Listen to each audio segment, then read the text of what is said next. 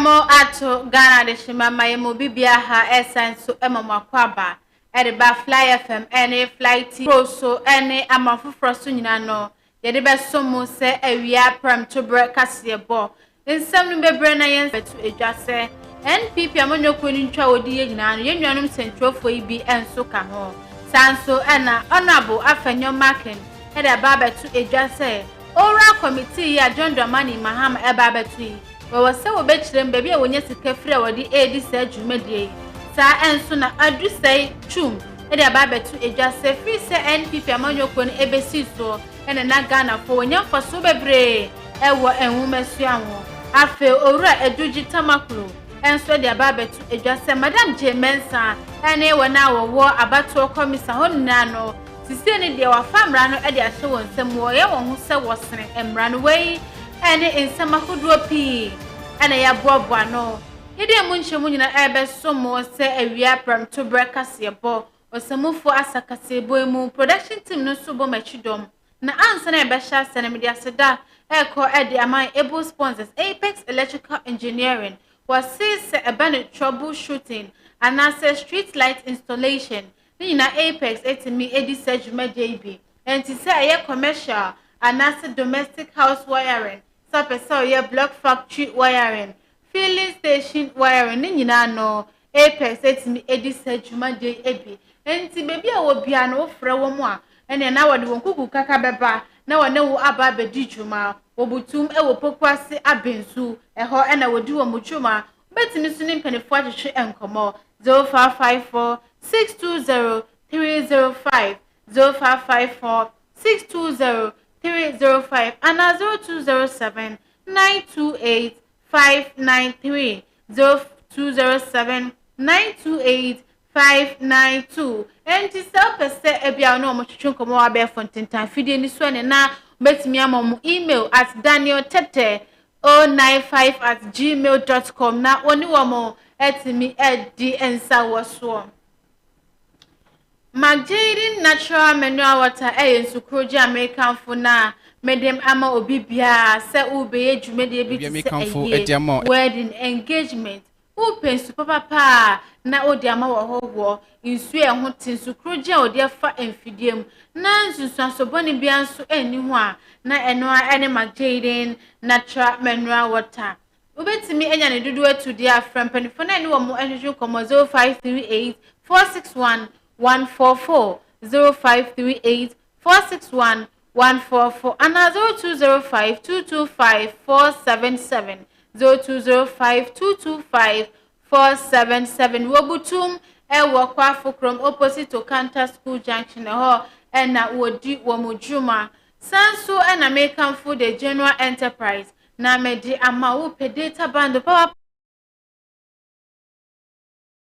kanfu na mede ama wo phobia se oba no wadi afi baako de krodia obetimi akọ na wakwaje entity ewo musuku mu ho wadwene wo ho wadwene oba no ho wo crash nursery kindergarten primary and afenso junior high school playground and as a school bus awade be fam freya Magdalene International School ewo bi ewo suku mu ho fa ba ne kọ na wonkwaje entity ene wo mu enjitwe enkomozo 0593 wonso butum ewo kwa fukrom opposite to Kanta School Junction na chese woni Magdalene natural mineral water na wo bia eba kwa wonyina wo bom na wadi wo mujuma wo see dream believe and become anti foul banibra na wo meje entity na ontimi enyini emeyo pabene ne da so ene na ni so de hunu nyina enso entimi emremo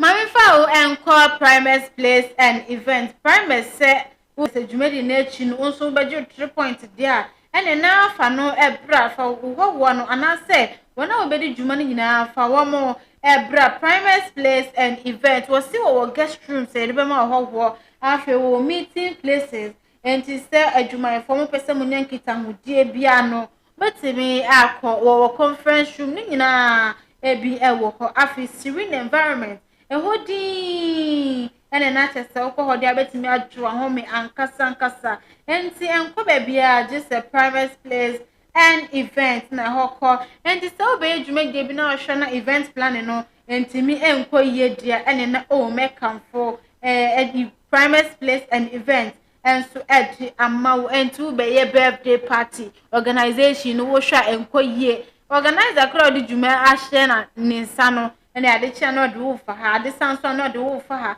Primus Place and Event and so and ha men tete kra de hia en se obeba wona so ye na wone wo enya nkitahudie kakra bi na de wo ho no so wone wo aka se ne be obehye odwumadi na se na wote ama wo butum ewo akana yo center echiwa ewo kwa fukrum franpanifo ana WhatsApp 0242911106 0242911106 ukwa befu tintan esu ana any Instagram ana se Facebook at Prima Place Event we use Google Map dia na mesro wada obebo EG-375-8648 EG-375-8648 now on the Primus Place and Event for Attitude and Common Mami Fowl and Call Herbal Healing Ministry we are seeing Adibakwa Yapa and yare say yare akawatu wuntimi nko wuntimi emba make say crampo na oye breadwinner na yare akawatu hoedie na chese abusuafo etete adofo nyina high Dr. Imanoni say ma yare enka onto ho ansa na wabayare sabia woye free health screening enti brana be hwe umpo mu yare be bia no so ade a obema unro e de aka free bonto untu ahwe na enye no ko se a stroke and aka wato ho anasa oyare hepatitis B yare bia sunsumo anasa hunam eni yare wo ba wuntimi mfafro wo fanso ana aside ana genital infection ni nyina doctor betinete enuanu mema sisi yare ha hunam yaw ana afisu low sperm count eba ne se typhoid fibroid anasa wo ho ana wo nase atata ya ni nyina doctor Emanoni se brana so ye na won fa hahama ensa uyare enti se eba ne se yesunsum so dia ene na obedi hu djuma papa e dia mama won so hu ato wodi ne djuma e wo kwafu kromo opposite St Peter's Mission School ho na wo Frederick 0547 452121 0547 452121 asida biam so eko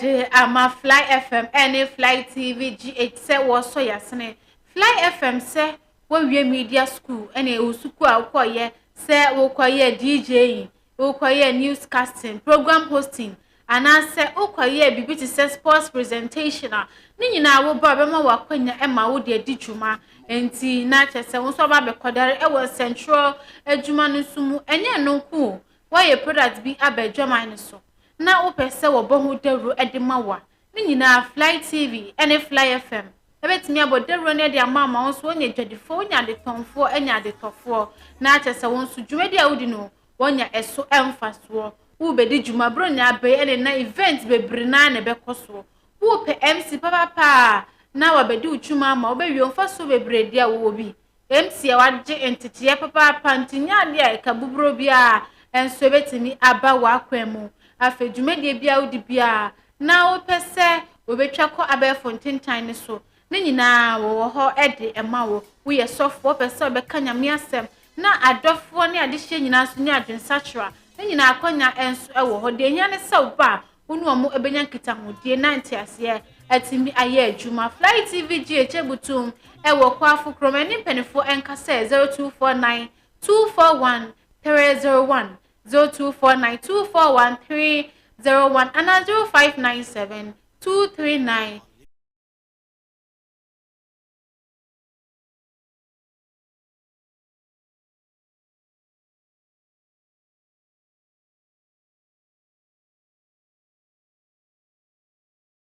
ejo NDC fonko a ena na chese wo bo entoa dia mam wo bo humodin ye pa na wodi aseda PSC eko e dia ma NPP communication team ni nyina ena afesu campaign team se wo bo se party bebre amanyoko hodo ena wo contest wo gina se yento won so aba na wo ko e de ma oba akwa fadia na entwa yi enti ni ntwo na odi ni de ena na yenuanum sentrofo bi enso ka ho yentie in this election. There was clear evidence on the ground as we went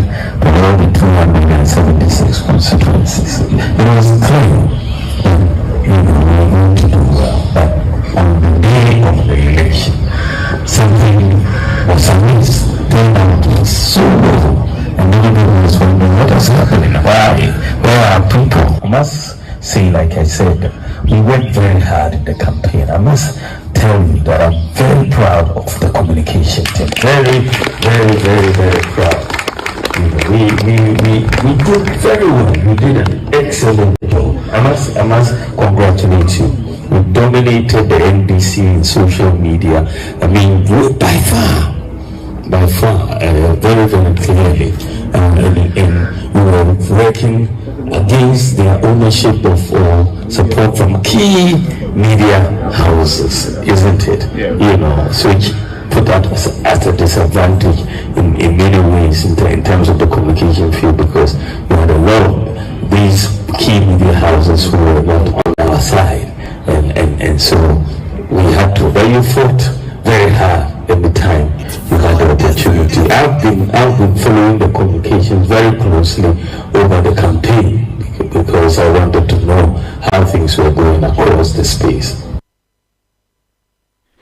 Ene ekotie ye Dr. Alhaji Mahmood Bawumia Mampani abedi chana afi wotu franka ede ama NPP amanyoko no nene na ye kotie ye yentu akasebo no eswe na Ghana ha se wo hwe katahye kankan ene prayer ekoso ewo haya enu mu na His Excellency President elect John Dramani Mahama wa bra na afi wo born nto na wato ne so oba so mampanyini no wodi nani so de hunu bebre etudwo na wo chese ene na wo ba operation recover all loot wa faculty kwa bi so na wadi o man sika ene na wo be fiaba enti sa katahye kankan ni proye wodi hyehyeye egu akwan mu wa chese wo hwe na etuo etimi etwa na enumu na afi ansino ba betena so no ene na wodi committee bi wa dynadi se nyame ya aduma bia na watimi abobɔ sankrofo idi na wahye wondwumadi ase ne na baabi asika no fa ye se fa abekum se fa nifa se fa mfimfi kire nim ni nyina no ene obefa ho no wayi sika no enso etimi edi aba abonten na weyi enam na hyebedwani ya no ewo afutu mekire honorable Alexander Kwame na afenyo mark no ena woye majority leader mekire wodadom kese na no ewo mrahye na wode aba betu edwase ansa na obetimi ayesa operation recover all loot otwanitiawa eni ora entisani ora committee nipa na omoye adwuma no na nipa woye adwuma no so de yesika ena wodi betua wonka na waye wadwen sa wodi sankrofo be ba bonten na wo man yisu sika enimu ide na won so katahye kankani prayer bi ena John Dramani wo ba beye enti ansa na ye be masa ora committee yetimi adi dwuma wo Ghana ha se no o metena baby cross kani fiba na se koba se ankronkro dwuma bi anasa nipa bi na etu ne ho asi ho na wo so mase na sa operation recover all loot ya otwantia wa ne orayi etimi abaso dia na eno so corruption na bia esanse wontimi amfa nipa ba kusika enye omani nyina adwuma yenti nsemi bia honorable Alexander Kwame na afenyo marking editujwa. You know, they did citizens vetting committee during the revolution. They didn't get anywhere. Let him have before we go no, I'm saying they set it up. Yes, before we go for a break, quick one. I'd like to end, sorry. Okay, please go ahead. Somebody may have to ask Mr. Blackwell how that committee's work will be funded. If it is a private person who is funding it, they are talking about corruption. We need to know who is funding it, whose money they are going to use to buy fuel, whose money they are going to use to set up the office, whose money, because going around gathering evidence, I'm aware that they've been calling some journalists. This is that it's going to be Attorney General, he's calling journalists for information and all that, blah blah blah. No problem, but we need to know the committee that he heads. How would that committee be funded? Is it from the state resources, or is an individual who's going to fund it? If it's an individual, then the issue of corruption that they are going to deal with must also be interrogated. How is that individual going to fund their activities? What is his motivation? Is it a citizen who thinks that, okay, I just want to give you money to do this work? On what basis? Why? So we would also interrogate the issues, but it's early days yet. But kotie ye mra shebedwani ya no ewo efutu abato empesua